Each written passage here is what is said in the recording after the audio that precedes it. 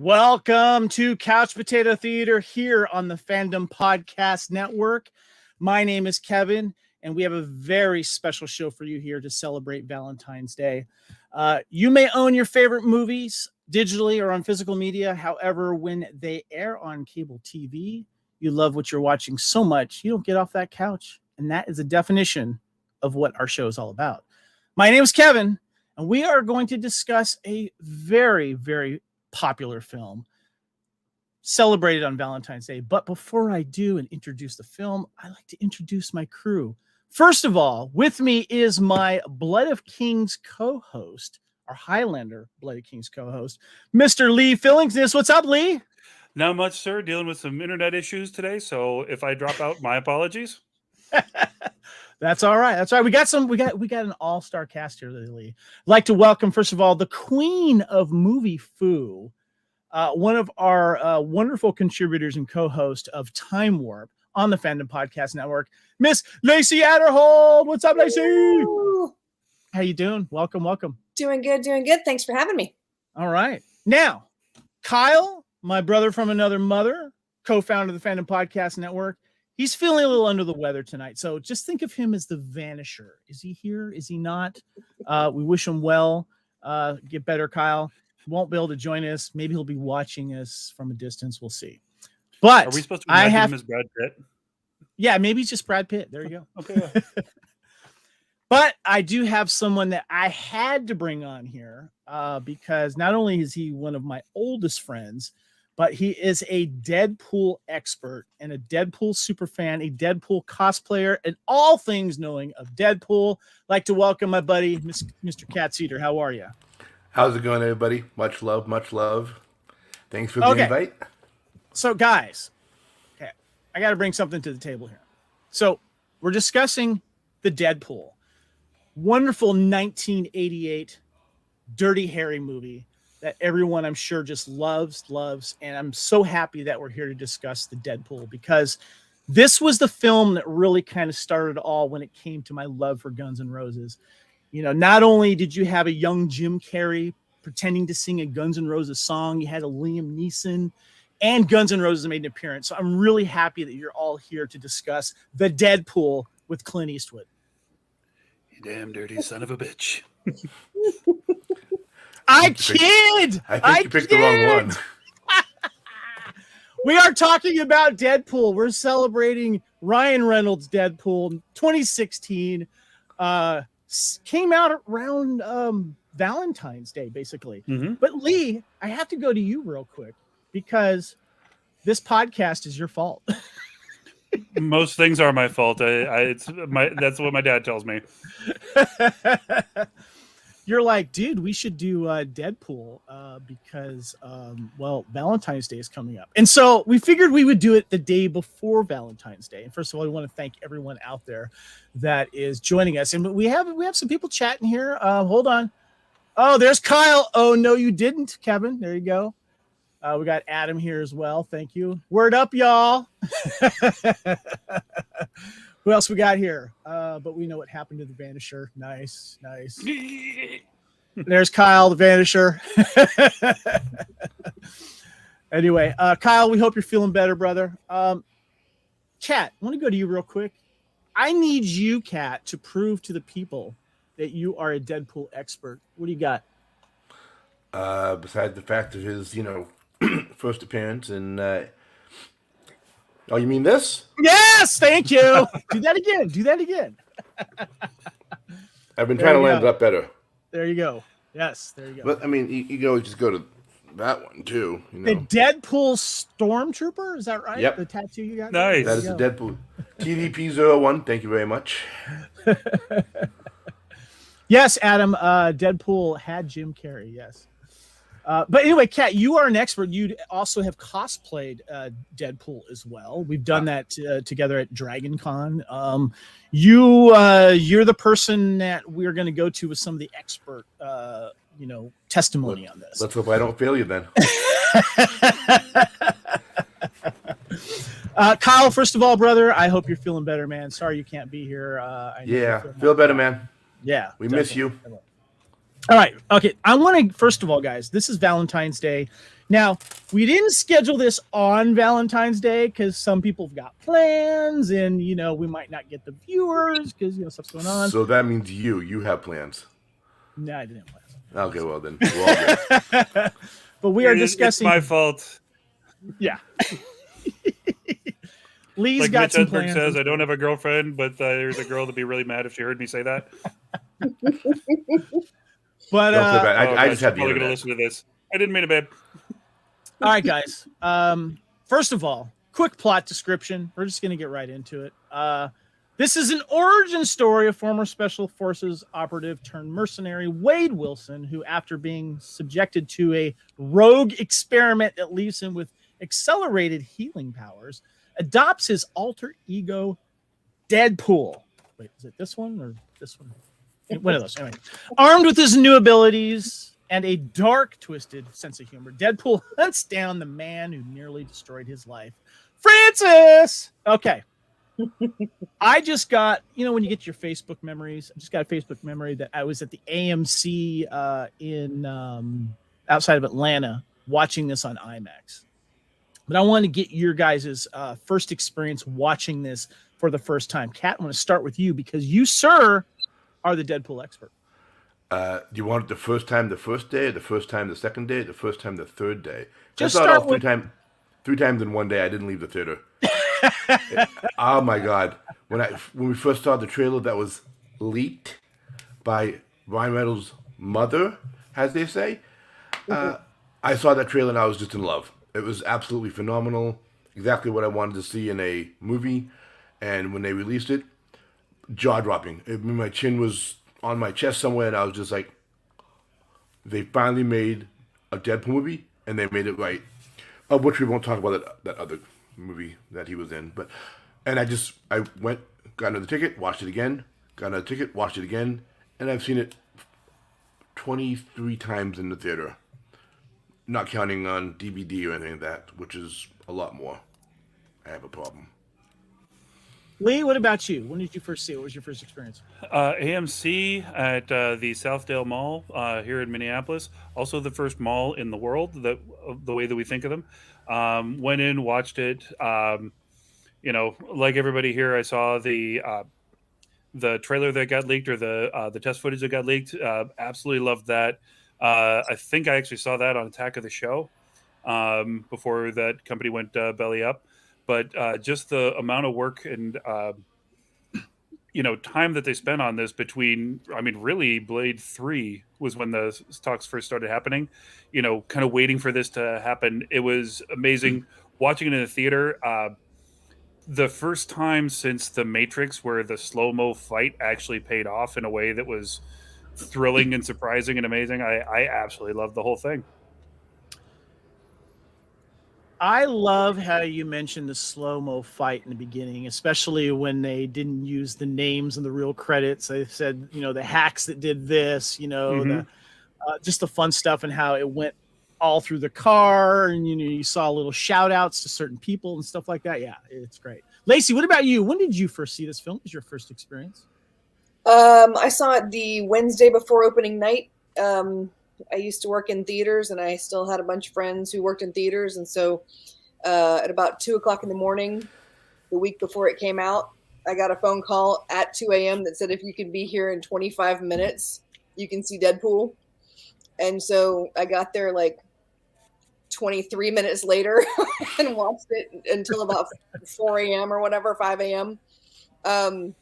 It was fantastic. We had a blast. There was only 3 of us in the theater. It was fantastic.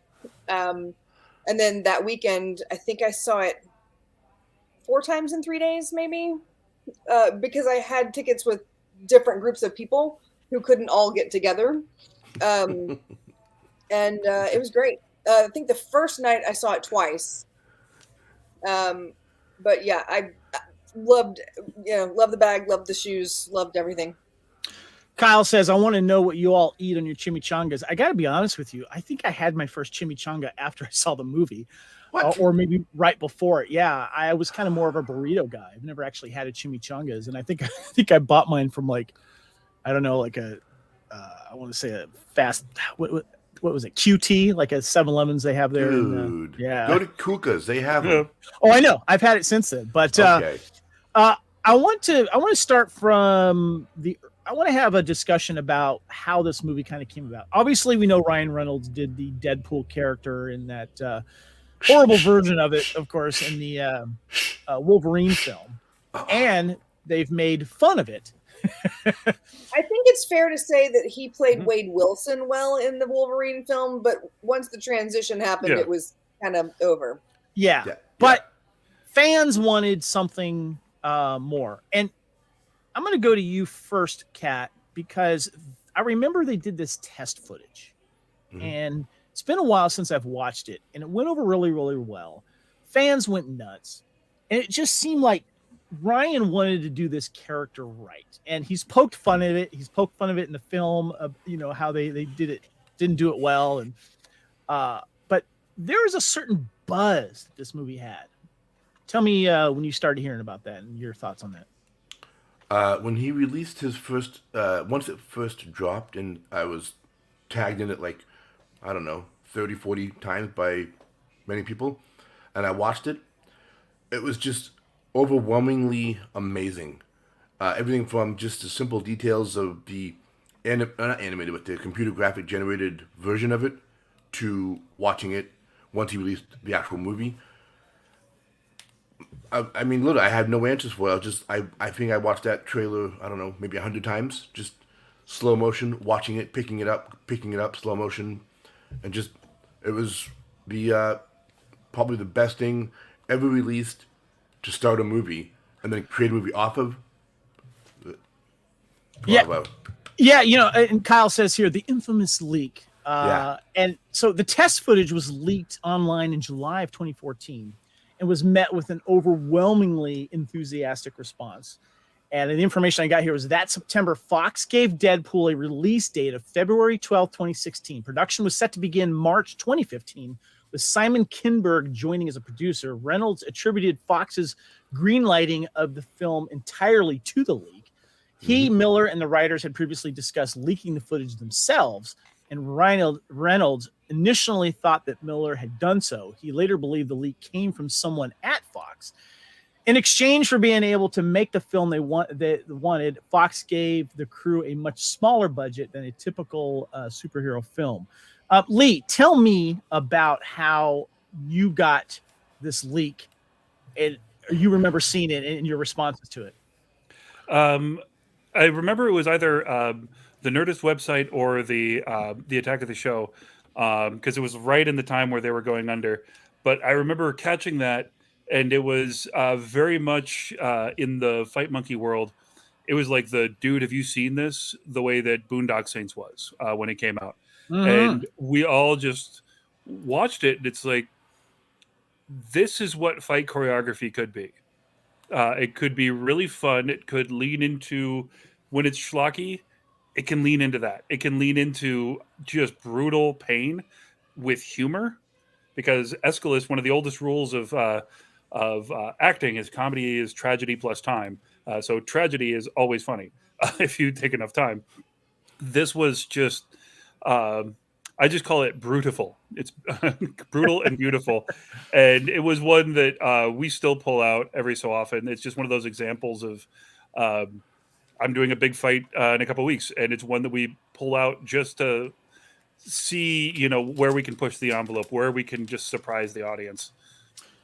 Lacey, were you in on the early leak footage? Do you remember seeing that, or did you just kind of wait until the development it came out in theaters? So tell me about your experience with this leaked footage, if you saw it or not. I saw it everywhere. When it came out, I think about 40 people, email, Facebook, MySpace, I think at the time. Maybe MySpace, baby, yeah. Exactly. It was like everyone I knew was like, this is something Lacey needs to see. And I got 40 messages. I think I saw, what was it, about 8 minutes or something? 7 minutes, 6, whatever, how much it was. That's how it felt anyway. I was very excited about it from the very beginning. I don't know how it was day of, next day of, somewhere in there. It was kind of that word of mouth situation. And I was very excited from the get-go. Yeah, it's interesting because I remember seeing that test footage. I remember, Kat, you were just going insane for it. And I was just like, Ryan Reynolds, I mean, he's trying to correct things here. He's trying to be it right. And he just seemed like the perfect cast for it. And my buddy Joseph said, I always thought the bridge scene was fan made and then was used later.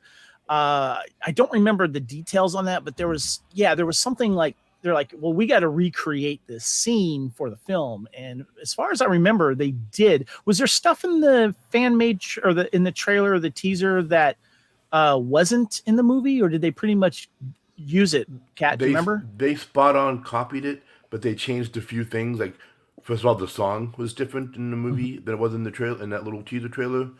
Some of the characters that he was fighting in the teaser were like different ethnicity. Like there was one guy that was Asian that he was fighting in the back seat became a white guy in the movie.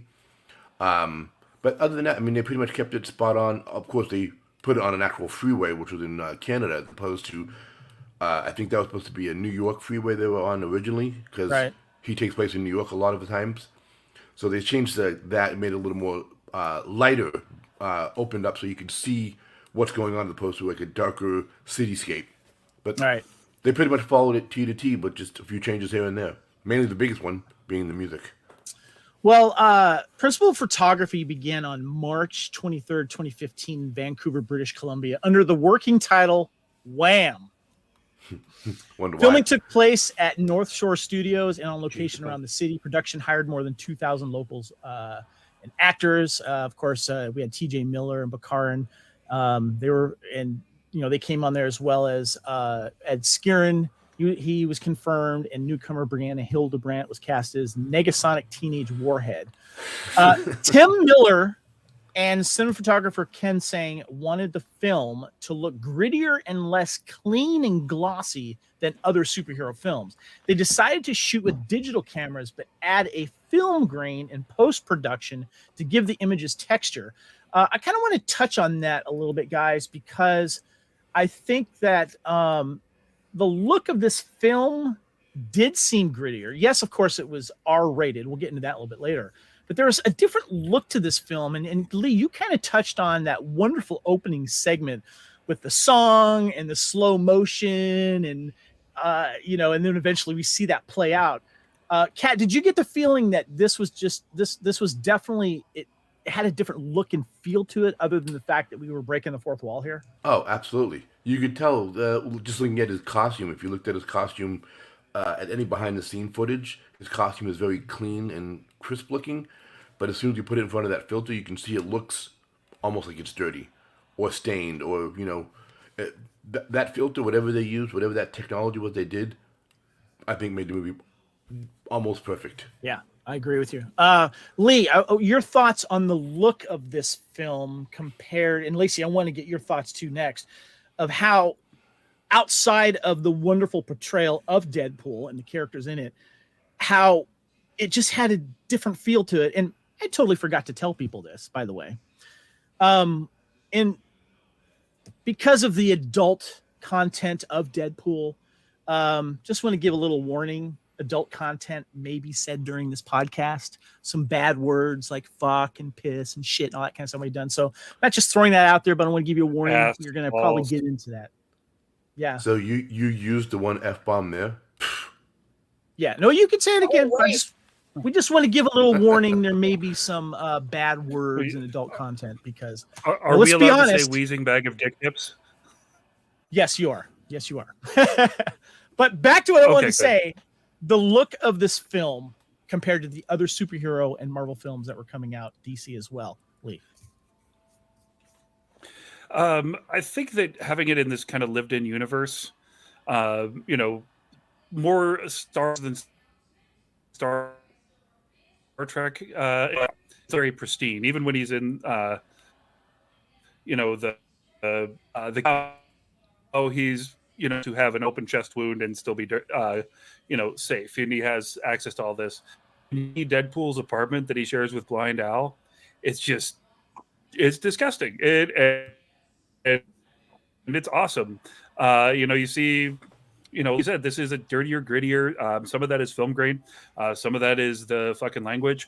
But it's just a really cool departure from the from what we got in the X-Men, which was, other than the bar fight scene in the beginning of X-Men 1, was a very interesting world. Very true. Very true. Lacey, your thoughts? I think it was an interesting use of color and grain combination, because when you think about the comics, you know, with X-Men before, you know, you had all the kind of a lot of monochromatic colors, a lot of blues, a lot of silvers, a lot of, you know, polished visuals, and then you get into Logan, Wolverine, that kind of stuff, and you had a little bit more grit, but it was just more, it was darker rather than grittier, I think. I feel like. And then with Avengers and all the different superheroes that Marvel kind of started popping out, a lot of that was like bright poppy colors, you know, the bright comic colors. And with Deadpool, they kind of threw it into a blender and slapped it back out, and I think it works well for the character. I think that the grit is part of what makes that character perfect. Yeah. All right, guys. One of the coolest things about Deadpool is the marketing aspect of this film. And I want to get into the posters here, guys, because we have the classic Deadpool poster teaser. I have that t-shirt on right now. Classic look. Kat, this goes back a ways. This is like this is based off something that's been around for a long time when it comes to the comics. You're talking about his this poster right here, this look. No, that's iconic. That is Deadpool. I mean, anyone that sees Deadpool will see that. That's why I got that, because it's iconic. Yeah. Do me a favor, Kat. Hold that tattoo up again. I want to show people this real quick. This is awesome. Look at that right there.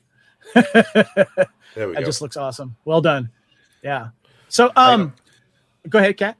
I want to thank Shannon Ritchie. He's Thank you. An amazing tattooist that did that for me, and thanks, Shannon. Yeah, Shannon's out of New York. I've got a tattoo from him at a Star Wars celebration. Great artist too, and he also did a custom comic book cover for my first issue of the Princess Leia run that came out several years ago. Wonderful artist. I have it on one as well with Grundon.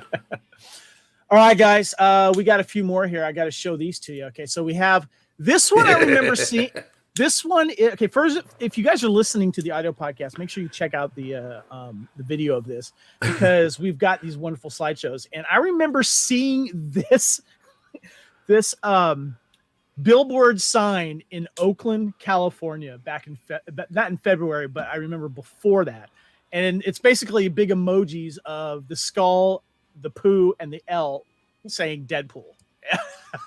That was great. I thought that was a chocolate yogurt emoji. Reference from the movie. Well done there, Lee. Then we also have these banner. We have these banner posters here. Justice has a new face. Deadpool, February 12th. And I'm sure a lot of these were on billboards as well. Wait till you get a load of me, February 12th, 2016. The classic Burt Reynolds post, too. Yeah, that's right. I love this one here. Wait till you get a load of me. And it just shows a crotch shot, a little bit of dick bulge there. It's kind of nice with the gun. And then the classic, holding up the heart and stuff like that. That's now iconic. That was not done in the comics, just so you know. Yeah. Lacey, you're blushing there a little bit. What's going on? Nothing. These are hilarious, and I loved all of them when I saw them the first time, and they're just as funny now. Cracks me up. Love it. My buddy Joseph says, Kev, got to show Raider Deadpool. Yeah, our buddy Wade. Yeah. Anyway, this is another one. Smart ass or badass, smart ass, great ass Deadpool coming soon. And I love the one with the sweater here. This is pretty funny. Kind of has a looks like the 40-year-old version. Yeah, 40-year-old virgin kind of look. I think that's what it's supposed to be. Exactly what it is. But what I loved about the promotion of this the most was how, and they say this in the film, that it's a love story. And so they were releasing promotional romantic film posters to maybe help the guys out there to get the girls to come to this on Valentine's Day. And they go, wait a minute, that's a boy film, right? It's like, no, check out this poster. It's a love story. Love never dies on Valentine's Day. Do you remember this, Kat? Oh, yeah. I remember seeing that one, and I was just like, that's probably going to bring a lot of women in to see this movie with their boyfriends. They may not be boyfriend and girlfriend when the movie ends, but it'll bring them in. Yes. They wait until International Women's Day is over. Yeah. Lacey, do you remember these different promotional posters? Because they were all over the place. Yeah, the AMC over, I think it was at Phipps, had the in Atlanta. The I think it was like a 50 by 25 foot, vinyl, the huge vinyl of it that hung like behind, in the windows behind the AMC. There was nowhere else they could put it because it was so big. Yeah, and it was fantastic. And it was the one, the lovey-dovey one. It was the Valentine's with the. That's just brilliant. I love it. I love it because technically it is a love story, which is nice. It is. But I want to talk fighting about for the love of his girlfriend. I want to talk about the cultural aspect of this film, guys, because this was kind of a risk. You had the fourth wall breaking, which had to be done with Deadpool. I'm talking to you about this, Kat, and you're like, they have to get this right. They got the right actor, obviously. Ryan was all over this and wanted to do it right. And it seemed like when it comes to the impact that this had, and it made a good amount of money, Kat, we knew we were going to see more of Deadpool. Oh, yeah. 1,000%. We got Deadpool. We got Deadpool on video. Deadpool on video, another one. Deadpool 2. And Deadpool 3 coming out soon. X-Force. We got a lot of Deadpool coming. It felt like Lee. There you go. Yeah. I love that one so much. Me too. Lacey's got the Deadpool. I want to fight Matt Lauer. I want to fight him in his stupid face. Yeah, right there. Once Upon a Deadpool 2. Lacey, I wanted, regarding the cultural impact of this, we had all the Marvel stuff coming out, of course. Sure. The MCU. This was kind of a breath of fresh air, so to speak, even though it was covered with a lot of, fucks and really bloody stuff going on, and, a lot of pop cultural jokes as well, poking fun at people, literally poking fun at Hugh Jackman and being obvious about it. Give me your thoughts on that aspect of the film. I think the first pop culture reference is the Mama June comment. And I had never seen that show, the Honey Boo Boo show or whatever. And so I was sitting there going, what? And afterwards, like I said, I only saw it with 3 people. And so afterwards they brought it up on their phone to show me what the comment was. I was like, oh, okay, well, there you go. But it was hilarious all the way through. I mean, there were so many laughs that they overlapped the next bit of humor, which is, I think, part of the reason that I saw it 4 times, 3 days later. Yeah. So, Lee, I want your input on the cultural impact this movie had, because it was pretty big. This was crazy. This is one of those that comes around every few years that just sets a standard of what a comedy can be. About 8 years before that, it was Tropic Thunder. A while before that, we had The Hangover. A while before that, we had, the Superbad. But it's not just the language that makes it funny. It's the delivery. It's the setup. It's really the characters. And they had this perfect storm of a script written around Ryan Reynolds' strengths, which is snarky comment and being a dreamboat. And then it was assisted by guys that got it. The writers, the real heroes here. And I thought it was, and it allowed the genre to not take itself so seriously. True. Kat, do you have something? Also, the impeccable timing of all the characters working together just made it flow like water. It was perfect. Yeah, definitely. Well, I wanted to just touch on, I love taglines from movies, whether it's on posters or whatever. Some of the great taglines for Deadpool, which I think is great, is with great power comes great irresponsibility. Witness the beginning of a happy ending. Badass, smartass, great ass. A new class of superhero. Sit on this. Wait till you get a load of me. Size matters. Feel the love Valentine's Day. Justice has a new face. And they messed with his face and kidnapped his girl. He's not used to being a hero, but he'll give it a whirl. Do you remember that? I don't remember that at all. I don't remember the wool part, but I remember the first two. That sounds like something the studio came up with and thought this is going to be the one that sells, and nobody cared. I know, right? All right.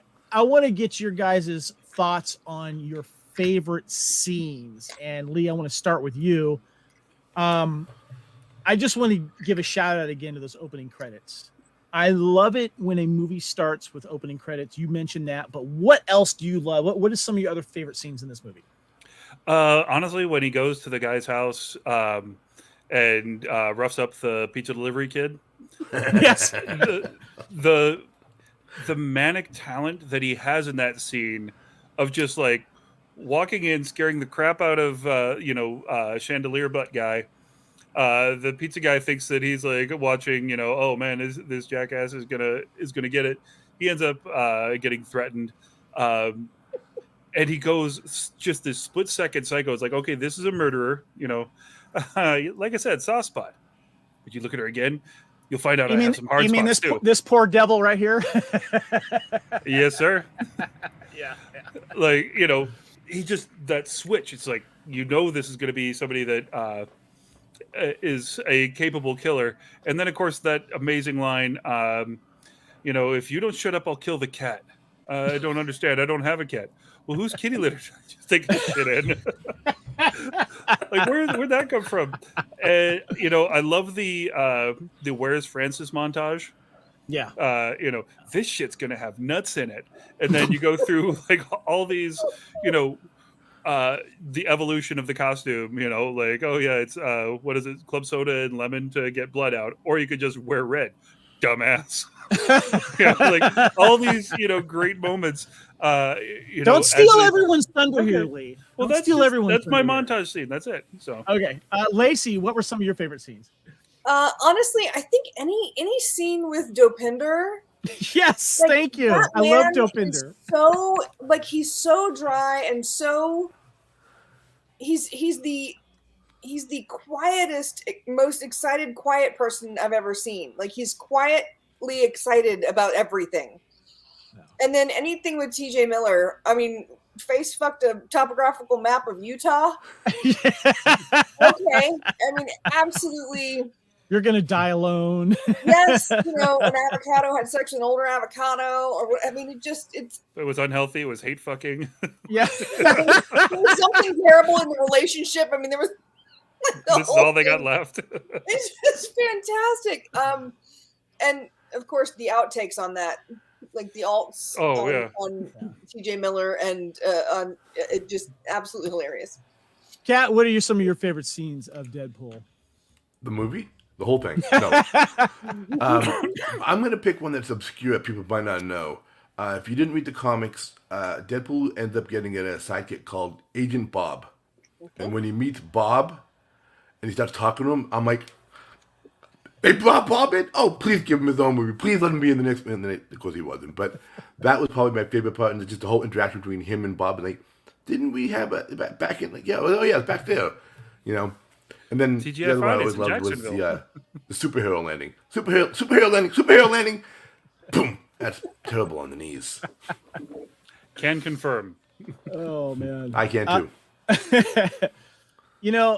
When it comes, I just rewatched it, and I love the scenes, like when he gets his hand cut off, or he cuts his own hand off to escape, and he's with Al.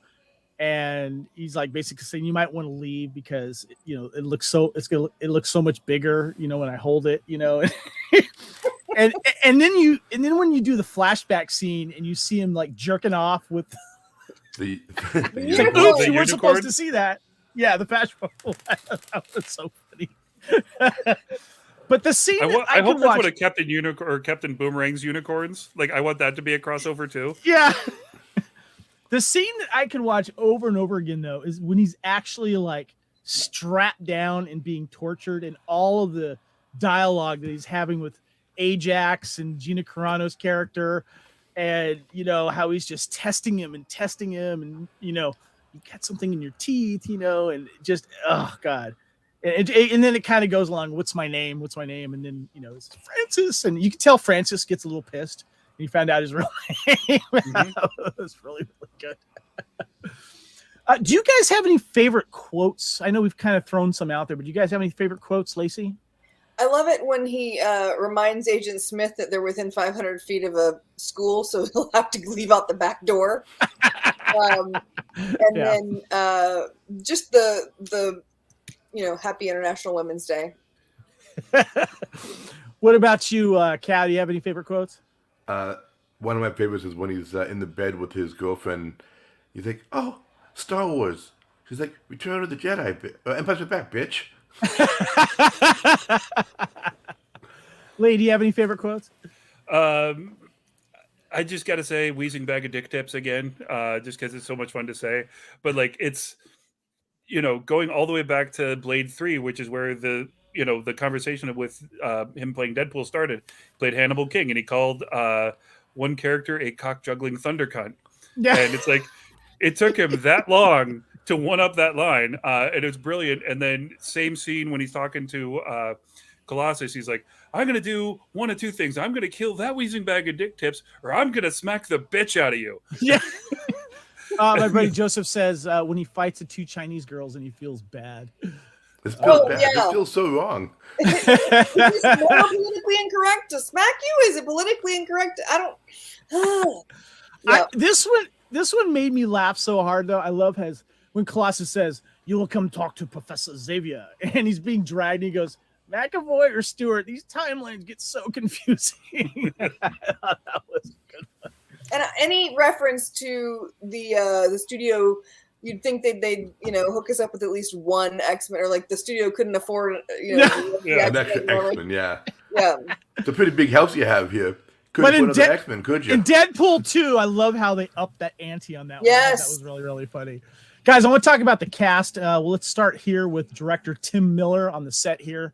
If you're watching the video, of course. So we got Ryan Reynolds.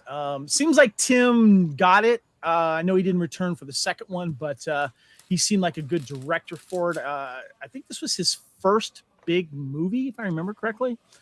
But guys, Ryan Reynolds, let's talk about him real quick. Lacey, perfect Deadpool. Ryan, I've loved Ryan Reynolds forever. Just all the way back to The Alarmist and all. Way, way back. So,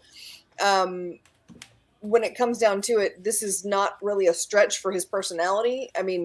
Minus the serial killer aspect or whatever. I loved it. His comic timing is perfect. He's got that super, super quick wit that it is required for Deadpool. Yeah. Buddy Ryan, is it? My good friend there, the G.I. Joe Real American Head cast. He says Ryan was perfect for Deadpool. Nathan says perfect Green Lantern? ? Be quiet, Nathan. Don't make me come visit you. What about you, Kat? Let's talk to you about Ryan Reynolds. Yeah, look at that sexy beast. And then, of course, there's Ryan Reynolds, too. I meant the unicorn. Your thoughts, Ryan Reynolds? Amazing.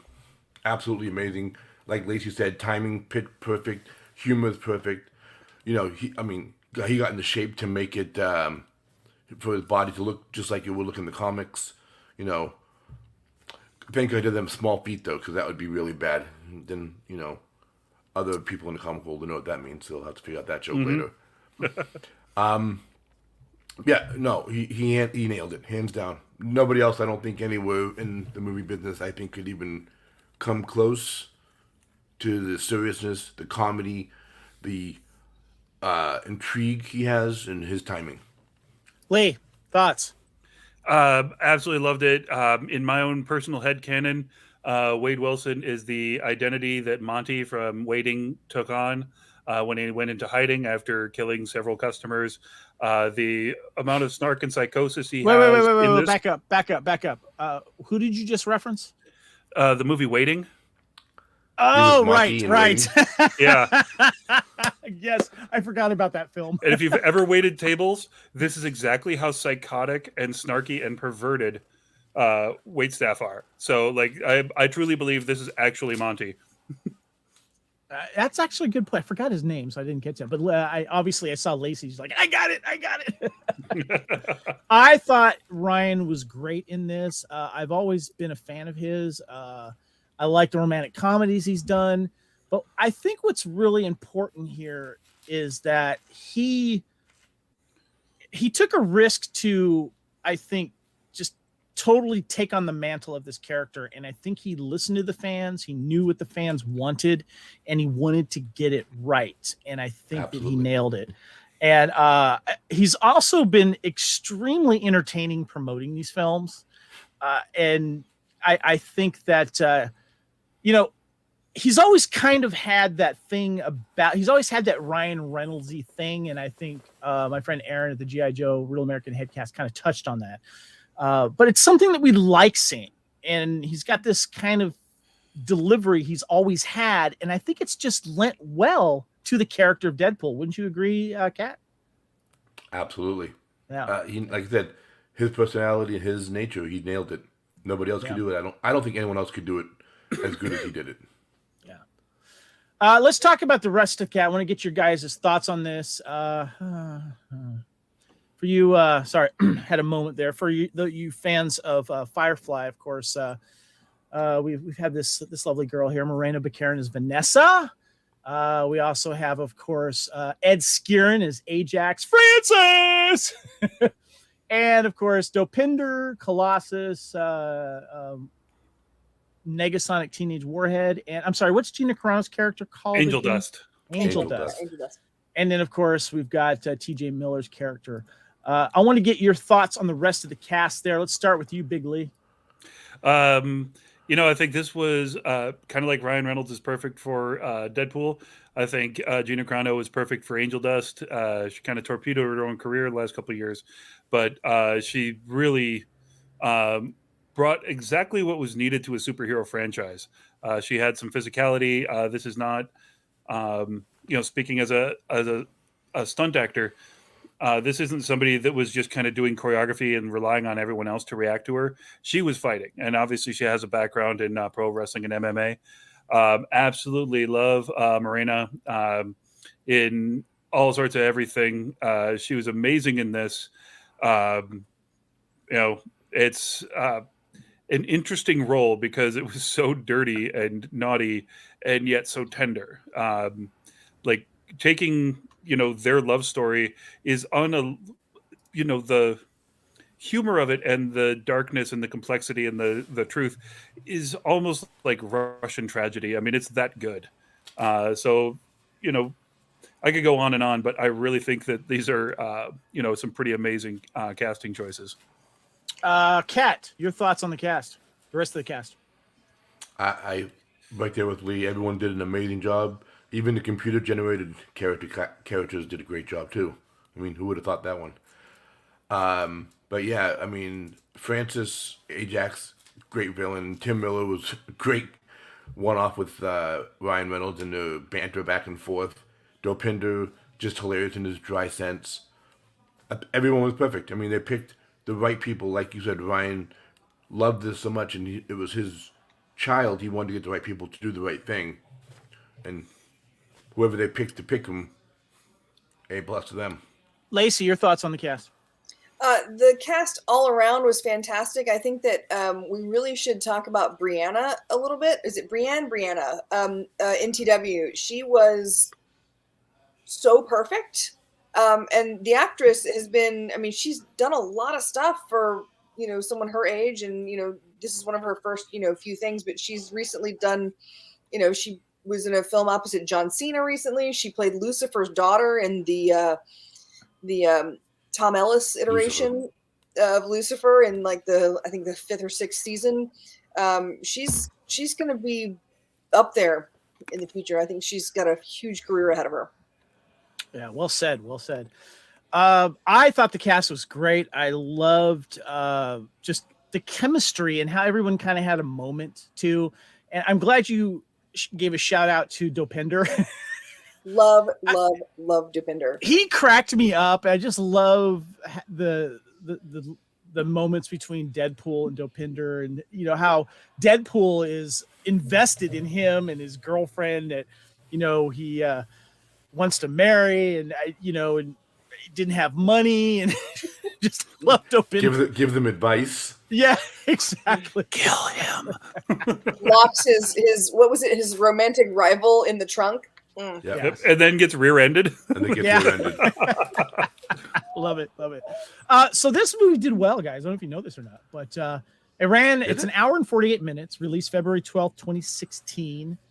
And let's see what else we got going on here. The budget was $58 million. Not a lot compared to the big movie budgets that go over $100 million. The opening weekend in the U.S. And Canada, recorded on February 14th, Valentine's Day, it was $132 million, which is pretty impressive.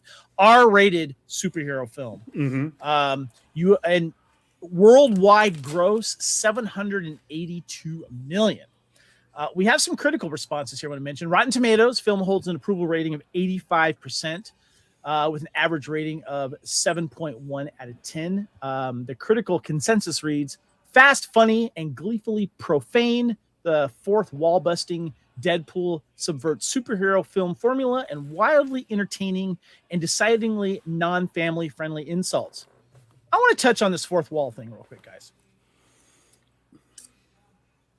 I thought, first of all, I used to do improv, and improv is kind of like a little bit about that a little bit. And I thought it didn't feel weird to me. That's the thing. I wasn't looking at it going, wow, this is weird and uncomfortable. And Kat, you mentioning that this had to be a thing because he did it in the comics, just like we've seen recently with She-Hulk, done really, really well. Mm-hmm. They really pulled this off well. And it just felt like they were bringing us into this adventure of breaking the fourth wall. Well, it's because they didn't saturate you with fourth wall breaking. They did it a few times, the right times, with the right comments, and then sort of let it just trickle back to the story. So they didn't, constantly, okay, guys, we're going to break the fourth wall here and tell you what's going on, instead of it's like, da-da-da, oh, yeah, and he did that too. And then, back to the story. So they kept it very fluid and did it, like I said, the right times. They did it, maybe like 8 times in the movie, I think they broke the fourth wall. Yeah, Lacey, did it feel natural to you, or did it take you a while to get used to it? No, it didn't bother me at all, not in the least. And I think that the point is that when they started with the credits saying God's Perfect Idiot, some hot chick, the true heroes, I think a British villain. With a British, so that set it up for a very specific tone. And I think once people started reading that and realizing, okay, so they're really taking the piss here. Like, this is going to be, because they weren't taking themselves too seriously, which was a huge part of Deadpool. So I think that really did kind of pave the way for all the fourth wall breaks. What about you, Lee? You've done a lot of theater and film. Fourth wall breaking usually isn't a thing, but what did you think? I think that it really works well because, there's two things. That film should be storytelling, and the storytelling requires a voice. When you have decided that this is the structure of a movie, that everything has to be ABC, going back to Tropic Thunder, Ben Stiller has that comment in there, like, my audience needs to know when it's okay to get up and take a piss. When you break that mold, you run a risk, but you also give people something new, and it makes them listen instead of just kind of let it roll over them.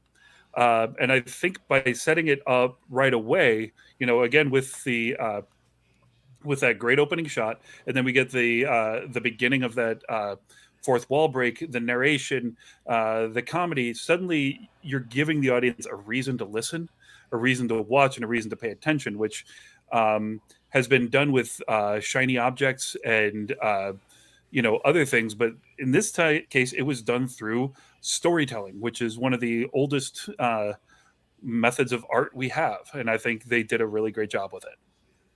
Yeah, this was what I found fascinating about this film, and I want to mention a couple other comments regarding the criticism or critics. Rolling Stone Peter Travers said the film goes too long and repetition dulls its initial cleverness, but with the junky feel is part of its charm. He praised the cast, particularly Reynolds, as well as Tim Miller's action sequences. And the Hollywood Reporter said, felt the film took a while to get going, but once it does, Deadpool drops trow to reveal itself as a really raunchy, very dirty, and pretty funny goof on the entire superhero ethos. And there was something to me that kind of rang true to what I was kind of feeling. As much as I love this film, I feel like, because it starts off with the whole bridge thing, and then it kind of breaks away for it while you get this whole backstory thing.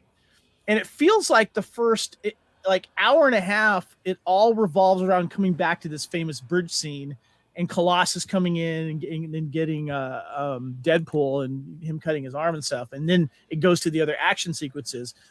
And it, in a way, it kind of takes you, I don't know. It was a very interesting way to tell the story. And as much as I love the film, it's still, I'm not going to say it bothers me, but it's just one of the little things that I feel like it does drag it on a little bit. Am I the only one out of these four of us here that feel that way? Anyone else? Explain, Lee. I think that one of the things that the audience needs to be respected for is that we understand that a superhero exists. We understand that they have powers. We understand the XYZ.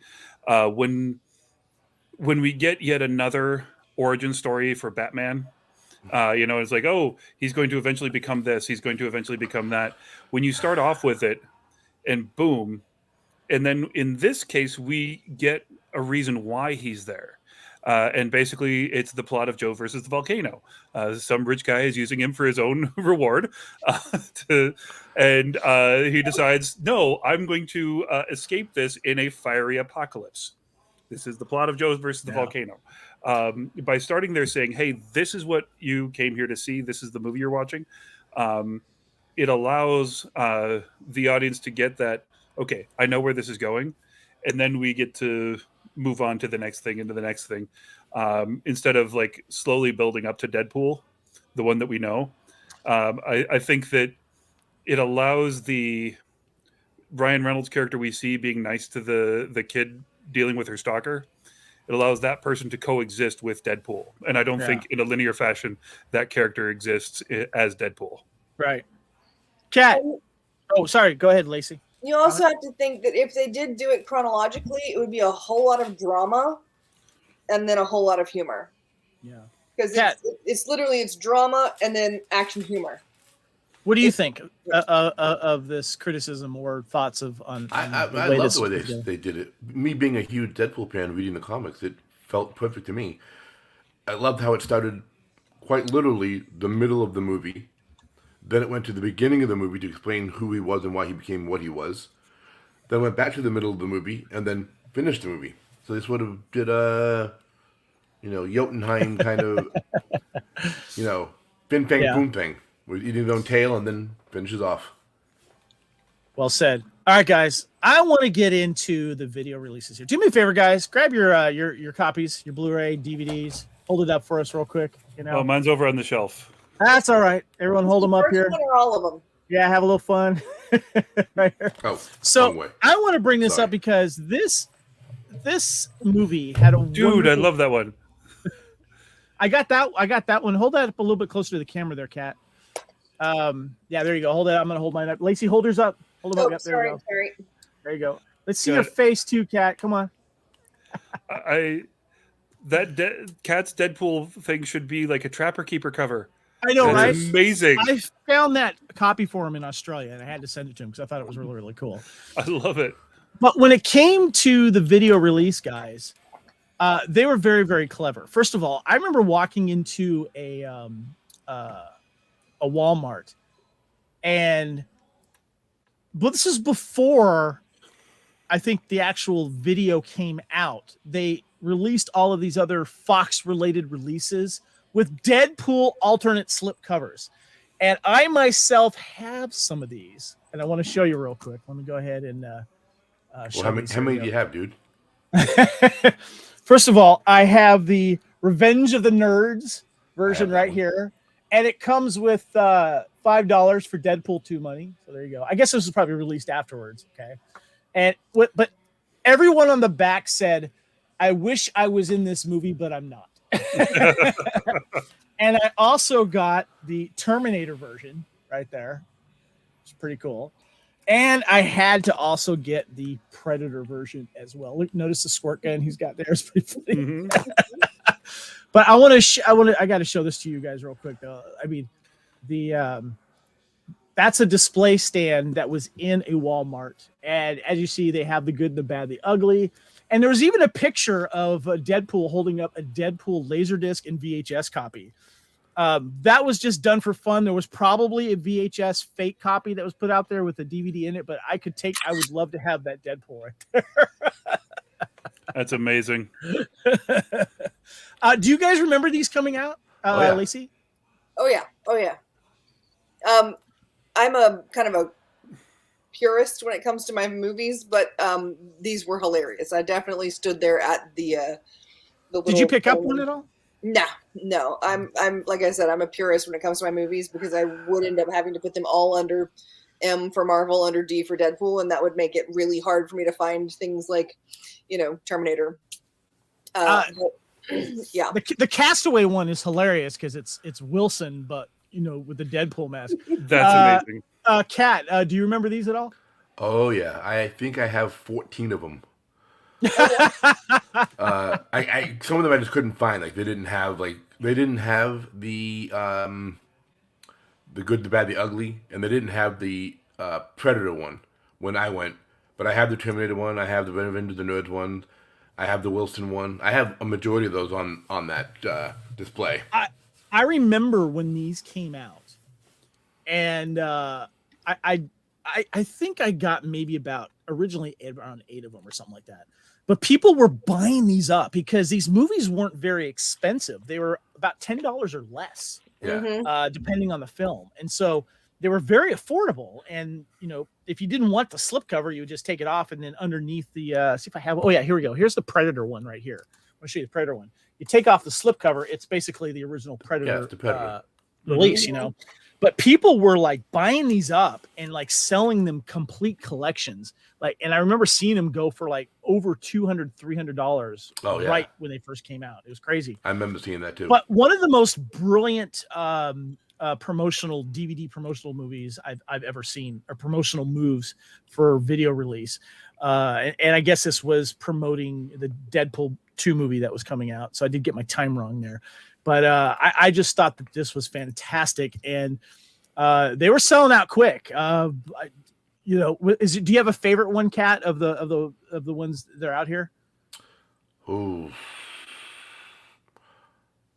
honestly, no. I really don't. I thought mine are all still sealed. I haven't opened them, and I'm keeping them. There was a Logan one, an Edward Scissorhands one. Yeah. A Fight Club one. Office Space. I kind of wish I would have. Maybe I don't know. I kind of wish I'd gotten the Office. My Cousin Vinny as well was done. It was great. Yeah. I think it was more for the Fox to, if somebody bought it and opened it and watched it, goes, oh, this isn't Deadpool. This is let me watch this movie and see what this is about. Yeah. Kind of deal as well. But it was an amazing marketing plan.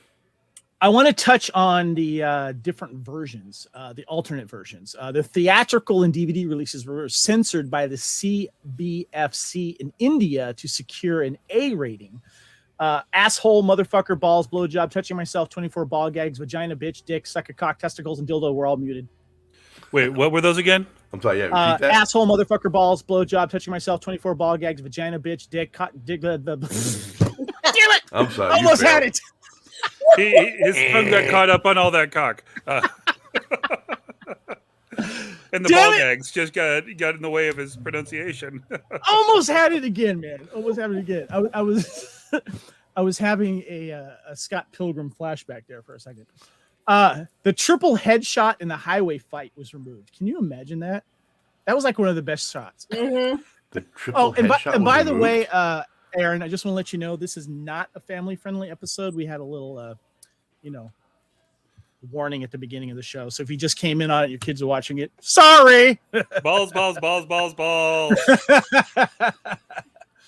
Nudity, thrusting, and innuendos were removed from the sex scene. Deadpool cutting his hand off was removed and replaced with shots of Colossus.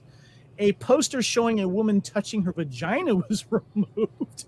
Shots of naked women in the strip club were removed. Oh, man. Stan Lee was the only thing in that scene, I guess. The movie would be 7 minutes long. I'm like trying to what's left? The freeform print removed all uses of fuck. What the fuck for? It's a fucking rated R movie. There's a go ahead. there's a thing you can put on your TV for people who are like I have a friend who's pretty religious, and so they have this. It's a thing they put on their TV where it goes through the movie and it edits out everything that is not, you can set your own parameters. But Deadpool ended up being 26 minutes long. Wow. I can imagine that. Yeah. It was Wow. It was like 26 or 24. Yeah. It ended up being like really short. Exactly. So they basically just, removed the entire movie.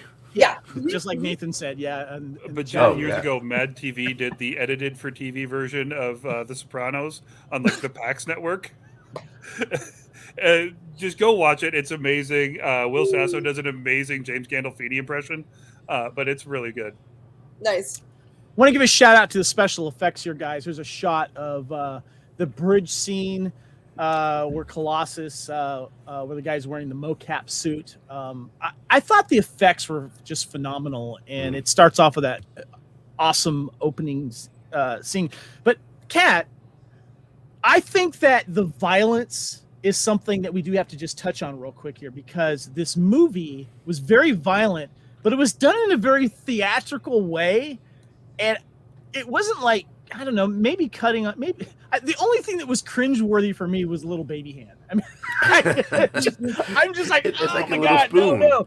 Give me all the blood shots and this, you know, the swords through the body, the heads being cut off. But that was cringeworthy for me. But the violence, Lee, you work in movies, and you're going to be having your gun segment coming up here very shortly.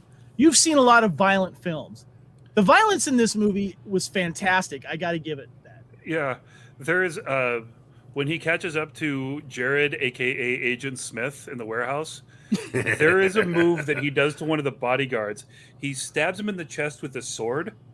Then he jumps on the handle and rides it straight down. Yeah. That to me is amazing. I absolutely that just kills me. I love it. It killed him too. Kills him too. Yeah, getting Lacey. stabbed in the head, and then Yeah. like the guilty feet. Of I mean, at a certain point, like, again, comedy is tragedy plus time. These are all horrible, horrible things to do to a person, and we can't help but laugh. Lacey, your thoughts on the violence of this film? You kind of get cringy sometimes with certain violence, don't you? Only in horror movies. I'm not Okay. interested in like watching someone eat someone's guts out or something like that. Like, I don't want to see like, you know, cannibals and stuff like that. But there's a certain aspect of horror comedy that I can dismiss all the cringy stuff. Like, that doesn't bother me. Yeah. I think the cringiest thing is something like the bloody leg in like Cabin Fever or something like that. That's the kind of stuff that really cringes me out. Yeah. None of this offended. None of this. This was all absolutely expected and endorsed and excited. I loved all of it. It was fantastic. Not even the weird doll hand. Well, it was used for such comic effect that it didn't really. There wasn't time for me God. to be like, ugh. It was just. It was so funny. Kat, what are your thoughts on the violence of this film? There was violence in this movie? Wait a minute, when? Hold on, I missed it all. I will say my favorite violent scene, though, one of them was when he was counting down the bullets, when he had 12 bullets left to kill all the guys on the bridge. Yeah. And he flips over the car and shoots the 3 guys in the head with 1 bullet, and all you see is like, yeah, this is good. This is going to be good. And That then just it reminded on me the of- number third guy's forehead. And the random, after Colossus says something about his violence and killing people, the random guy that was stuck to the sign just falls off the He was already up there. Before we got here. Could we talk about we Wade got just here, breaking his limbs, Aaron says- punching, What was that, Lee? Yes. Can we just talk about Wade breaking all of his arms and legs, beating the crap out of Colossus? Yes. Like, that hurts Now so we know much. what really killed the dinosaurs. Aaron loves and the that. hand has got the finger up. Oh my God. Yes, when he cuts off his own hand and Colossus looks at the severed hand and he's got the middle finger. And Negasonic laughs. Yes. Aaron here at G.I. Joe Real Market Headcast, he says he loved the baby Deadpool hand. You're sicko, dude. That was funny. It was good. It was good.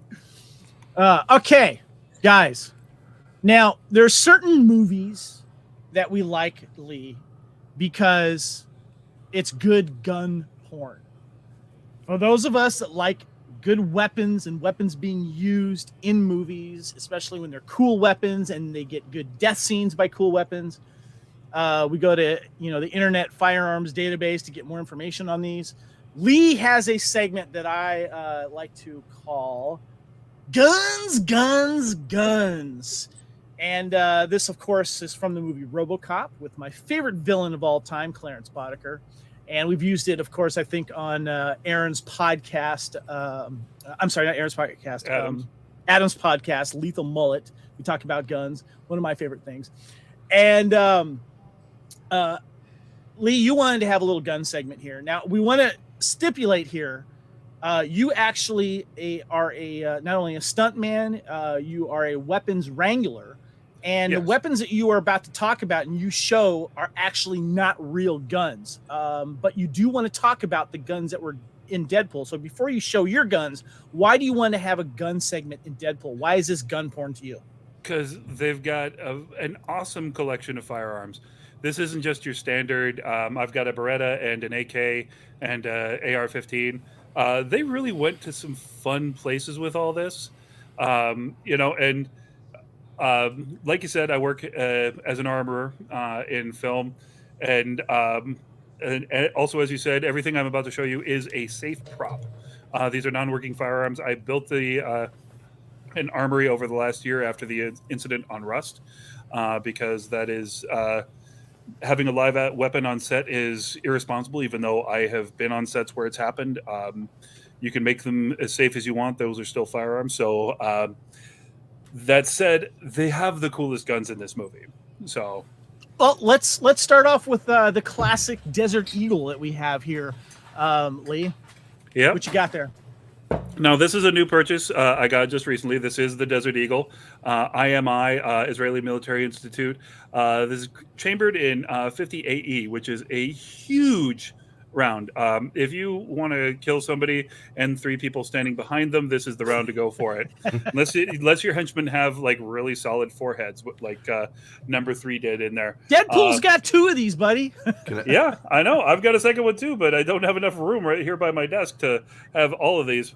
One interesting thing about this, though, when you watch these act, notice how the full slide doesn't come back. This part is kept solid so that it retains weight, so you don't have a high muzzle raise. So it's an interesting little thing there. The orange tip is going to be removed, but I kept it on there for our thing today. That is basically something that allows it to be sold as a toy, or if you do mil-spec airsoft shooting, you use these. I use these only for film. So this will no longer have an orange tip by the end of next week. So Gotcha. We got, of course, this awesome little gun here that Al has, and then was used to basically kill Ajax at the end. Yep. This is a nice little pocket 25, based on a John Browning design, who is kind of the main gun designer of the late 19th and early 20th century. We're still using designs like his to this day. And I know you already have this on another slide. I'll just pull it up. But the venerable 1911. Nice. which is just a fantastic. This is a Combat Master version, as you see down there in the lower corner. Right above that, we do have. Where'd my Glock go? Yes. We have the Glock. Not my favorite firearm, but definitely a very common one. These are polycarbonate frames, a lot lighter. I have big hands, and they're not meant for people with big hands. This one, however, is the H&K USP series, a fantastic firearm. I promise I'm not getting any stuff from them, but they do make awesome stuff. We got some submachine guns here too. Yeah. Speaking of H&K, what we have here is the. Hold on, that is a direct prop from Navy SEALs, 1990, right? I wish it was. This is a H&K MP5 silenced Navy version. It's got the extending stock here, all that sort of fun stuff. When this is a gold standard firearm, this is the 9mm submachine gun that you want. There's really nothing to compare to it. The closest they ever got is the one in the top right corner there.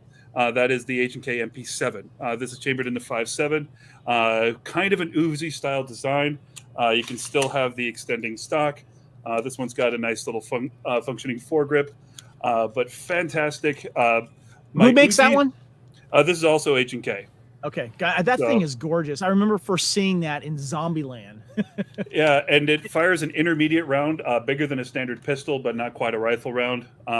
A beautiful firing weapon and kind of crazy. It seems like that's the new weapon that they use in movies and television now as the submachine gun. Like we saw Uzis using, like the Uzi in the picture here in the bottom right, which was also used in the film. That seems like that's the new version of Uzi now. It's very compact, and again, that round is just that little bit bigger. Now we're getting into some of the fun stuff here. I didn't grab all of these because I just didn't have room, but I do have. This is the FAMAS.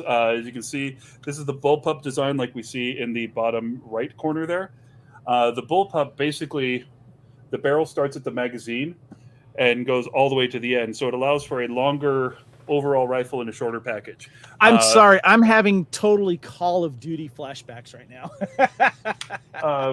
But when we talk bullpups, there is an important one. Al did have this, and that is kind of the quintessential, the Steyr AUG, also used by Carl in, Die Hard. Yeah, is that Australian one, or where's that Austrian? One from? Austrian, thank you. Yeah. Thank you. This is a fantastic firing weapon. Just really crazy, good stuff. The other two weapons that we have in there, one is a Galil, which is just fantastic, and then the FN Scar, which is a modular variation. That's the one in the upper left-hand corner, right? Yeah, and it may be improvement on the M4 or M16 platform. It's up for a debate there. Love the shotguns here. That one at the top kind of reminds me of the one that the Joker used in the Heath Ledger in the Dark Knight. Then we got the Laws Rock at the bottom left, and then we got the pistol grip shotgun as well there, right? Yeah, and if you're using a shorty shotgun like this, that pistol grip, you're not using it necessarily just to pull back. You use it to push forward so that this gun doesn't come back and smack you in the face. That's not just prettiness. If anybody out there has ever tried to fire a shotgun without a stock, even if you have baseball glove hands and the muscle mass that I do, those things will try to fly out of your hands. Now the Law, I fired the upgrade to this back when I wore a certain shade of green for Uncle Sam. There are very few things in this world that will put lead in your pencil like a rocket launcher. It's an experience, ladies and gentlemen. You don't even know until you've done it and watched something go boom because you did it. I got to do a few things like that back in the day, and man, there's something special. Well, that has been Guns, Deadpool gun porn by Lee. Lee, thank you so much. That was really cool. You're welcome. I have one more real quick, if I may. Oh, yeah, please, go ahead. Yeah. The bad guys on the helicarrier at the end were carrying belt-fed M240 Bravos. Wow. The Saw.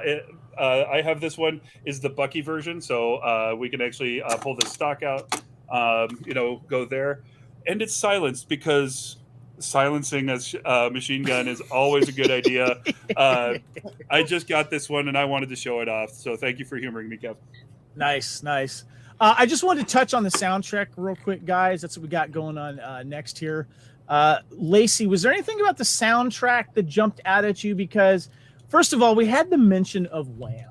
Let me get the picture up here real quick here. So we have Angel of the Morning, which was the opening montage scene by Juice Newton. We had Shoot by Salt and Pepper. Calendar Girl by Neil Sedaka. The Deadpool rap by Team Headkick. X Gonna Give It To Ya by DMX. What? Yeah. And Careless Whisper by George Michael. Your thoughts on the soundtrack, Lacey? Did that jump out at you at all? Well, first of all, we gotta stop saying wham and start saying Wham! Wham! So They earned the exclamation point with this album. right?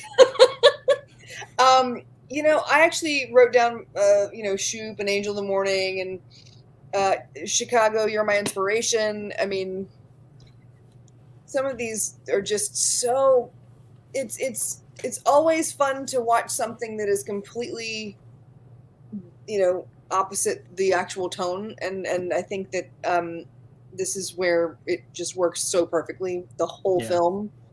I'm not really one for music in general because I'm a weirdo, but the music I do listen to is always going to be from a soundtrack, and this is a good one. Yeah, definitely. Anyone else have thoughts on the soundtrack? Lee? Angel of the Morning is just such a perfectly wrong song for that opening scene. And again, it's one of those things that just sets the tone. Like, you're not going to know what's happening. You're not going to understand this until the very end. But just beautifully done. I think it just matches the ridiculousness. And I feel like all the writers, the real heroes here, as well as, the creative team, all had Ritalin when they were kids and stopped taking it like I did. And they came up with a masterpiece. Yeah, they definitely did. What about you, Kat? I know you like music to a certain extent. Did it jump out at you at all, the soundtrack?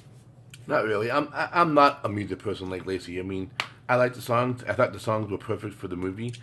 I actually almost would have preferred the original song they did on the test footage over Shoop, but they did a good job. I mean, what was the original song again? It was Shoop with the opening sequence. Is that what you're talking about? On the test footage. What was the test footage music? I don't remember the song, but I remember it wasn't Salt and Pepper. That's all I do remember. Okay, cool. Well, guys, we got some Deadpool trivia here. I gotta leave then. I love this. Through a Make-A-Wish Foundation, 13-year-old Connor McGrath, a terminally ill fan from Edmonton, requested to attend the special event for Deadpool 2016 in January, which turned out to be one of the 2 special screenings in New York and Los Angeles for the fans. However, he couldn't make it due to the severity of his illness. Ryan Reynolds heard this story, traveled to Edmonton, and surprised him with a private screening of the film. Reynolds said the boy was the first person to ever see this film. They kept in touch until Connor's passing a few months later. Reynolds paid tribute to him on his social media pages. Thought that was very, very cool. During a talk at Google, Ryan Reynolds revealed that the taxi driver character, Dopinder, was named after a really cool guy he met in elementary school who died when hit by lightning. The character was meant to be a tribute to him. About 22 minutes in, after Vanessa and Wade have ski-balled and are trading in their winning tickets for prizes. Balls in holes. Balls in holes. A large stuffed dog wearing a Deadpool attire can be seen hanging behind the counter. This refers to Dogpool, a canine version of Deadpool from the alternate universe. Kat, tell me about Dogpool. I need my Dogpool now. It was I think it was 1 or 2 comics he was in, not counting when all the Deadpools combined together in one universe. So imagine watching an animated animal version of Deadpool. I love it. I think that's great. I'm just hoping, because we've got the Guardians of the Galaxy coming up, where we get Rocket's origin story, and the High Evolutionary was the one that was experimenting on all these things. Maybe he's the one that created Dogpool, and this is how we get our shared universe. I like where you're going with that, Lee. I like that. Ryan Reynolds is an awesome person. I don't know if you know this, but while filming, Ryan Reynolds visited sick kids via Make-A-Wish Foundation as Deadpool. Ryan Reynolds also said that Deadpool will be his last comic book character he will ever portray. However, that doesn't mean he won't do Deadpool sequels and or cameos. So that's nice to know. The Deadpool costume originally had a muscle layer beneath, but it had to be removed because Ryan Reynolds was so muscular. The costume was too tight for him. It made him look overlarge. That's why I say he looked really good in the costume. He actually filled it out just right. On April Fool's Day 2015, Ryan Reynolds posted on Twitter that the film would be rated PG-13, which prompted fan backlash as a Deadpool character often swears and commits acts of graphic violence. Later that day, Reynolds confirmed that it was a prank and the film would be R-rated. Kat, do you remember this? Oh yeah, I followed as soon as Deadpool became a thing and Ryan Reynolds started doing his Twitter stuff. That's when I joined Twitter, and I followed him, and everything he put up, I was watching it like, you know, a hungry kid eating a cookie. Give me more, give me more, give me more. In the trailer of the film, Wade Wilson requests, don't make the super suit green or animated. Of course, this is a reference to Ryan Reynolds' previous role as the DC superhero Green Lantern 2011, whose green suit was a special effects rather than an actual costume for Reynolds to put on. Deadpool pokes even more fun at this costume in a deleted scene on the Blu-ray copy of the movie.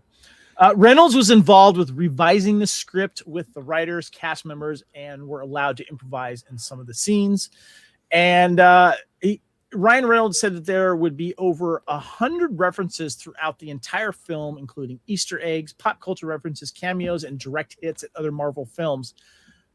They're all over this film, guys. And I don't know about you, but I was enjoying every single piece of this. What about you, Lacey? I was just going to say there's actually a special feature on the DVD if you get the director's whatever. Mm-hmm. It's all it does is go through the entire film and point out all of the Easter eggs. Nice. Yeah. All right, guys. What should we talk about next? We are done with the trivia right now. Guys. First of all, Kat, I want to give a shout out to you real quick. And I want to get your opinion on this. You have a Deadpool costume. You might even have a Deadpool mask nearby. I do. You have an awesome Deadpool costume. You went all out on this. And you've also done convention Deadpool costuming. I wanted you to give a little bit behind this because there is a serious, awesome collaboration among fellow Deadpool cosplayers and what they do at conventions. I want you to give you a minute here on the cosplaying of Deadpool. You get to not be you. You get to put on a mask, a famous mask, red costume, and just be a complete asshole, but in a funny way, and people just love you for it. Want to take a picture with you? My very first dress up actually was with you at Star Wars Celebration as Deadpool Stormtrooper. Yeah. And I've never cosplayed. It was my first time cosplaying with you. And I remember just everyone stopping me. Give me a picture. I need a picture. I'm like, okay. Dude, that mashup costume was a hit at Star Wars Celebration. It was. I was so excited with it that when I wore it again to another con, it took me 15 minutes to get to the car, got dressed. It took me an hour and a half to walk back. Why? Everyone stopped me. And that's Deadpool. And then you alluded to Deadpool's getting together. There's the famous chimichanga line at Dragon Con, which I got to be in when I was Deadpool. And that was amazing. Just everyone running through the con, sort of like you do with your Wilro Hood. Yeah, not Willow Hood. Well, yeah, him, but the other one too. Matt the Radar Tech. Yes, Matt the Radar Tech. Yeah, and just we all stopped. We would do weird shit around other cosplayers and like whether it be sexual or violent, and they just like stood there and laughed and smiled, and it was just absolutely amazing. Will I do it again? 1,000%. Nice. When? Very nice. Yes, Lee. I just want to take a moment to announce I am doing a mashup costume. I'm figuring out the details, but I am doing a mashup. I'm going to go as Gandalf Lundgren. Nice. Gandalf Lundgren. Yeah. So what I think I'm going to do is like the red boxing robe, but Gandalf style. So it'd be like a red satin Gandalf robe with the Russian hammer and sickle on it. And a nuclear physics handbook, textbook. Nice. Yeah. Very, very nice. Kat, what you got there, man? Oh. This is my newest piece. It is my Deadpool Mandalorian. Nice. Deadpool Fett. So a buddy of mine made it all looking scratched up and everything. Came with the chest piece. But since you're making a mashup, I just thought I would display. Nice. There you go. Now I'm ready. This is the way, can't hear you. asshole. Couldn't hear a word you were saying. I smelled I great. said, That this is the way, asshole. It is, yes. This is the way, asshole. But Well yes. done. That's a great. Happy International Women's Day. This is the maximum effort way. Yes. Happy National effort. Maximum Effort Yes. Women's Day. Love it. I love it. Well done, Kat. Well done. Guys, let's get into the sequels here. All right. Deadpool 2 came out. Cable was announced. Before I love this. This is great. Before Deadpool's release, Fox greenlit a sequel with Reese and Wernick returning to write the screenplay. Deadpool 2 was released on May 18th, 2018. And at the end of Deadpool, we got a tease to who the villain was going to be. Cable. Kat, start with you. What your thoughts are on the Deadpool 2 sequel? On the Deadpool what? Deadpool 2, the sequel. Oh, I loved it. It was so much fun to watch. I wouldn't put as top of the list of Deadpool 1, but there was so many things that were fun. They brought in some more characters. Juggernaut, awesome. Peter, awesome. My biggest, and I said this before, and I said it during another podcast with you, I believe, was Domino. She did an amazing job, and she was great looking, but the hair still throws me off, because I'm so used to seeing Domino with long, slick, black, straight hair, Right. and her having that big afro. That's the only thing that took me out of that character, was the poofy afro, which I know movies can do that. You know, we've had a black Wilson Fisk from Daredevil. You know, we've had other characters that are different ethnicities and races, and I don't mind the different race. It's just the hair. Right. You should have slicked that. Any comments on the rest of the cast? I love them all. Yuriko was great. Negasonic was great. Obviously, Cable, Josh Brolin did a phenomenal job. You know, the special effects with the metal arm and everything they did was just spot on to his characters from the comics. In the early comics, when he's always tweaking and tinkering with his arm, it was spot on when he was doing it in the movie. Again, Peter, you know, he was great. Right. I don't remember seeing the Vanisher in the movie, though. That kind of disappointed me. And then, of course, all the characters they had for X-Force were actual characters in... not X-Force.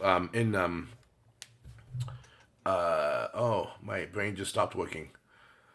On the helicopter, when everyone... Spoilers, when everyone dies. All those characters are actually from a comic, and they actually all die in their comic when they appear. So that was funny how that happened as well. Lee, your thoughts on the cast? I really loved it. The kid in this, he had to carry a lot of the baggage of the show. Did a fantastic job. You know, was not who Hollywood would normally have cast. You know, he's heavyset. He's got an accent. He's a little weird, and I think that was a perfect person for Wade to play off of in this. I do wish that it had been Vinnie Jones back as the Juggernaut. That would have been fun just to get that line. I'm the juggernaut, bitch. Again, just to make people angry. I thought the new line was pretty good. I'm going to break you now. Yeah. I think Brolin was an inspired casting choice. Just really funny, especially, because he's also playing Thanos at the same time. And they have the Zip It Thanos line. The actor that's playing the headmaster at the school. Eddie Marsan. Yes, I've been trying to think of him. So good in this. I remember him from Ray Donovan. Yeah, I remember him from all of the Simon Pegg movies. He's in all of those, but a great guy. Just way too much fun. And honestly, Peter, it was so much fun going to cons and seeing that costume. Just a bunch of regular dads with a backpack on, and everyone wanted to get pictures with him. Like it was like Cat, walking through. It's like I have pictures with so many Peters that year. Wait, that didn't come out right. It might have. Yeah, that's funny. All right, Lacey, your thoughts on the cast and what did you like in the movie? I think that they sort of stepped everything up this time. I think the violence was much more violent. I loved that he got ripped in half and then the baby legs and all that. I mean, it was just hilarious.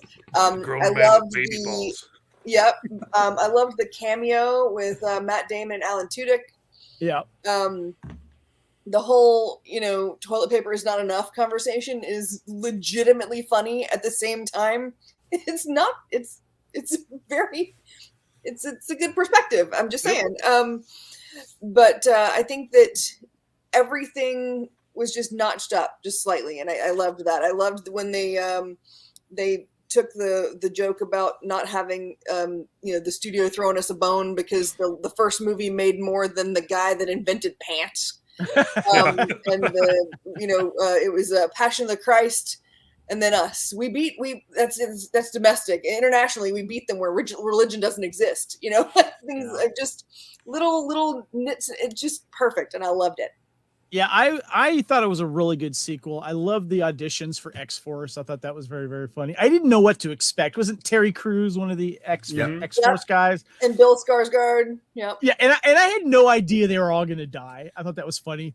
I liked how he went back and he saved Peter, right? Remember correctly? I thought that was great.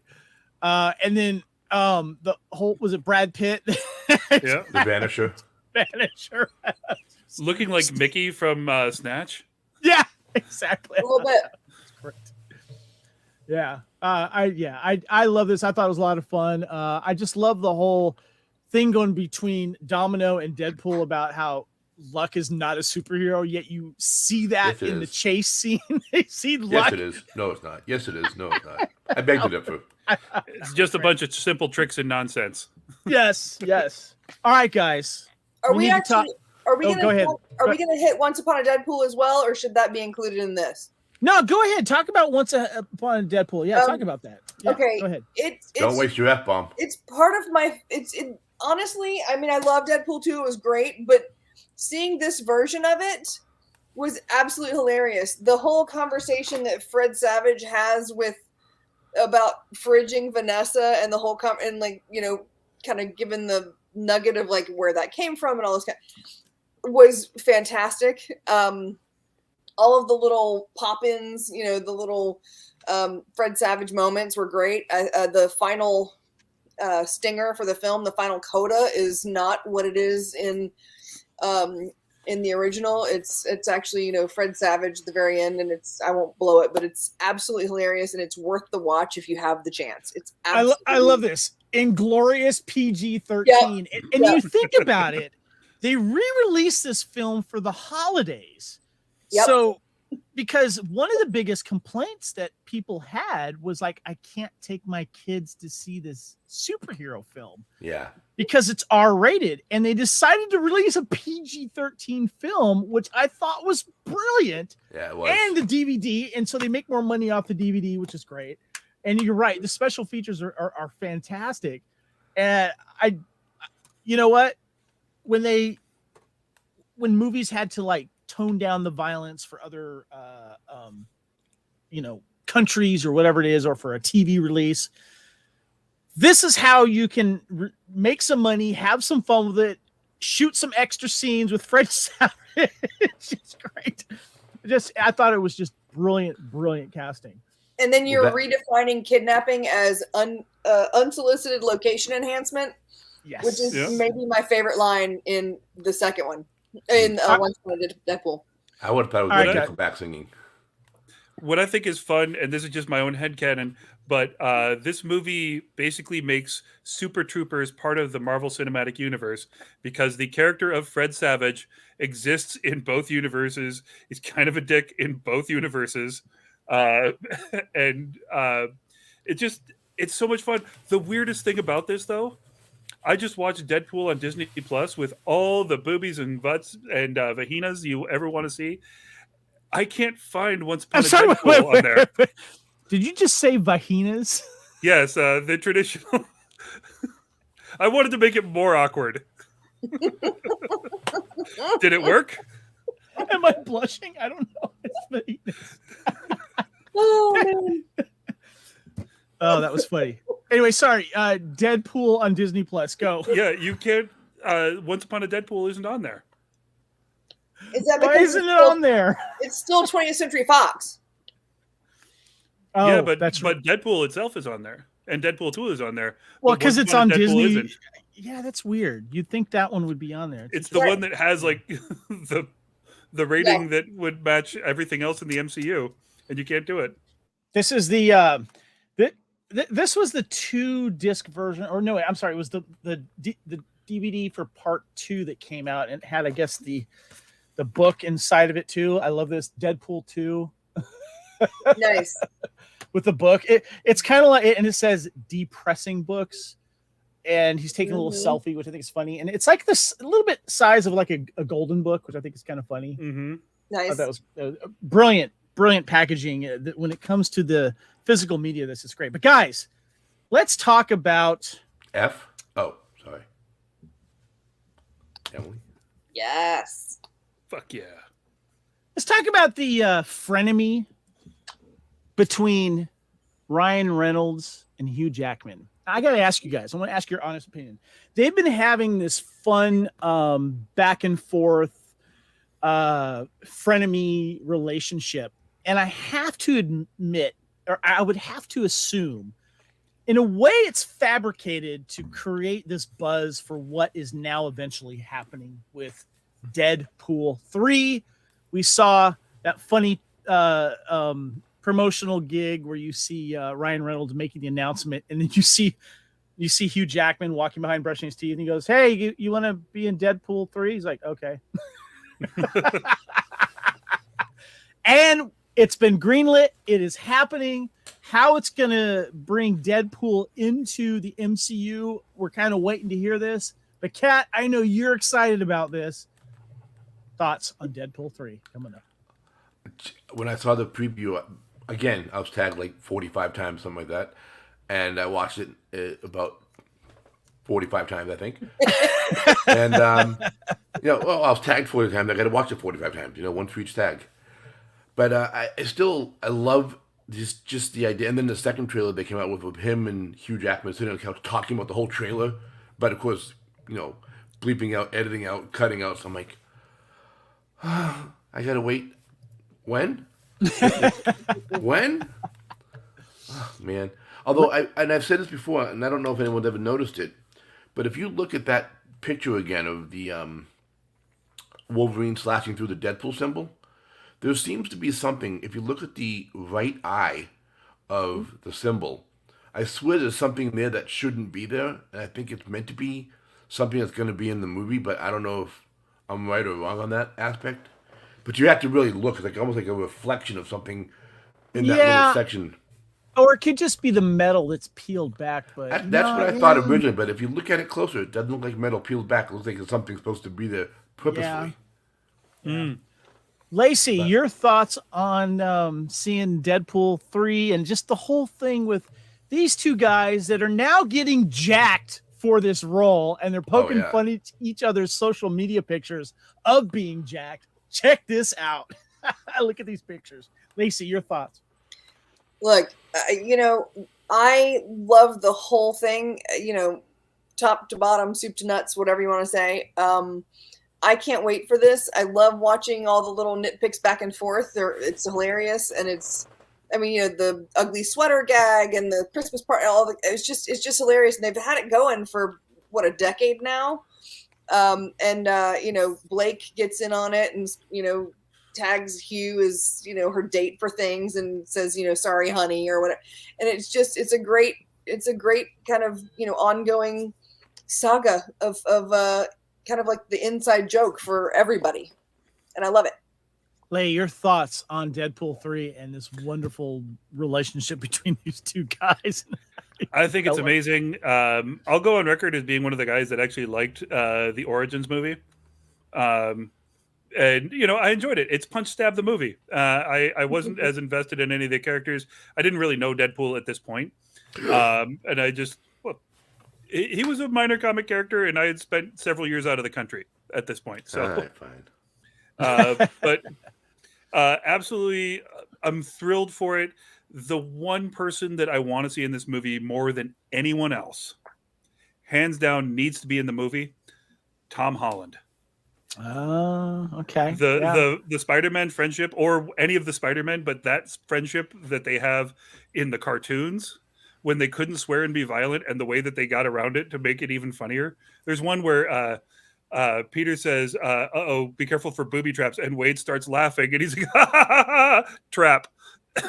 And what he didn't say, and it's just fantastic. There's so many wonderful little things. But Lacey, you said you want to mention something? Yes, I would really like to see Keira Knightley have like a little tiny cameo. Yes. Why? Just to follow up on the Ferris Bueller of it all from the first film. Yes. I need her.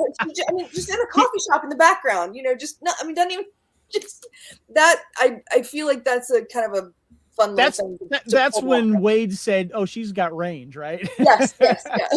Wait, I want to find out that she's Chastity. That would be. Kat, how are they going to tie Deadpool into the MCU? What do you want to see? They've opened up multiple universes now. They have the multiverse. That's the only way I can think they're going to do it. They're just going to put him somewhere he can make, I've been here the whole time. I just didn't want to say anything. Oh, yeah, and I brought the X-Men with me, too. Here they are. Well, we already saw Xavier in Doctor Strange 2.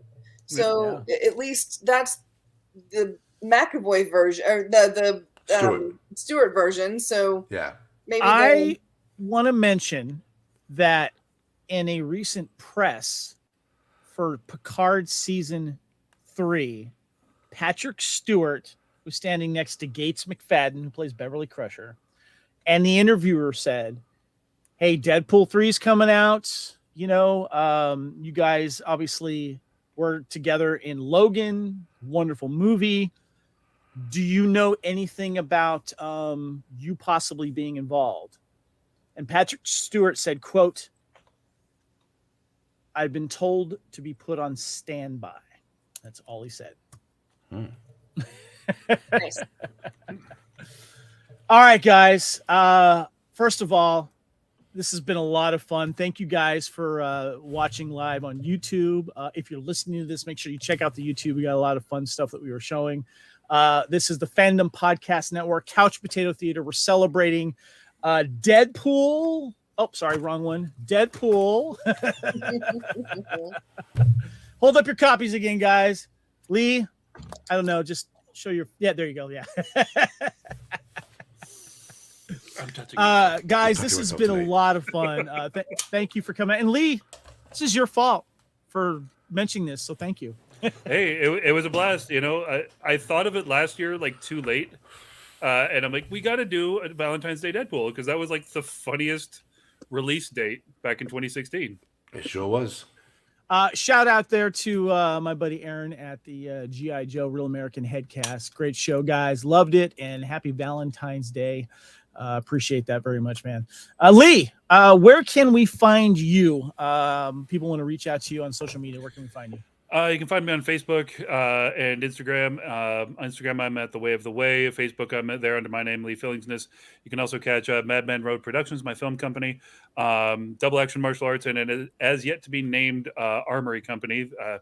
All of the names I want are taken, so I got to come up with something that's good, and it's coming down to like clown penis and fart. Like there's not many names left for an armory. www.clownpenisfart.com. I would see clown penis. I'd see that. Classic SNL skit. I love it. I used to have a T-shirt with it. I'm glad somebody got the reference. I got it. That was great. Kat, man, thank you so much. When this was mentioned, I know that we had to kind of work around your schedule here, so thank you so much. I think too, if we did this show without you, you might have came out here and assassinated me. Yeah. So tell you only live 6 hours away. I would have been there. I would have been there. Where can we find you on social media? Facebook, Twitter, Instagram, all at StaticCat1. I want to give a shout out to David Lozano. Clown fart for the win. Well, I think now I have to call it that. See what you started? Lacey, where can we find you on social media? And also, too, you're coming up soon. You're going to be joining us for 1983 Time Warp. We're going to be talking about all the films of 1983. You are one of our most treasured guests on there. We're looking forward to having you on again. But where can people find you? I am Lacey Pants on the Facebook and the Twitter and the Instagram and I think that's it. I don't post, but I follow people. Awesome. Yeah. Well, guys, first of all, for those of you that are watching and commenting live on YouTube, thank you so much. And please subscribe to the Fandom Podcast Network on YouTube. Give us some likes, shares, comments as well. You know how the algorithm works. You hear it all the time. But please help us out, share, and get people on there as well. Our master feed for all of our audio podcasts can be found at fpnet.podbean.com. Also, too, please, we're on all major podcast platforms. Give us a shout out with reviews if you're allowed to do so. And check us out on Facebook, Fandom Podcast Network. You can email us at fandompodcastnetwork@gmail.com. We are also on Instagram and Twitter at Fandom Podcast Network. My name is Kevin. I'm on Facebook under Kevin Reitzel. You can also find me in the Fandom Podcast Network or on Twitter and Instagram at Spartan_Phoenix. Lee, thank you so much for coming on for this. Thank you for the idea. Please roll with the clownpenis.fart.com. I think that'll work great. I did have one serious thing that I did want to mention, though. We did talk about the Make-A-Wish Foundation a couple times on this episode. Please. I've had the good fortune to work with them.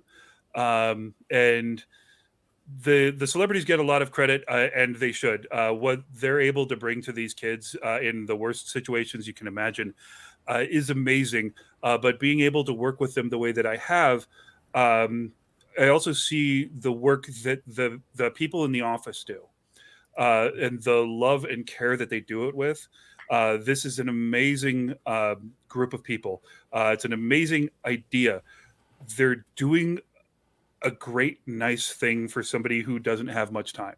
And I just can't imagine a better cause to give to, and better people to support. I've got a Star Wars movie that I worked on with them coming out later this year. Very proud to have been on it. I asked to be on it before I even knew it was Make-A-Wish. And, I've gotten to know the kid. He actually has a good diagnosis now, which is nice. Not as common, but it's really a great organization. So sorry to bring it down, but no. Yeah. Thank you so much for bringing that up. Appreciate that. That was a nice little peek into the foundation, because you always hear about that and how a lot of these celebrities contribute their time and do this for people out there. So I think that's great. Guys, thank you so much for coming on. And this was a lot of fun. I hope you guys all enjoy your Valentine's Day tomorrow. Again, Lacey, Lee, Kat, thank you guys. Thank everyone in the chat.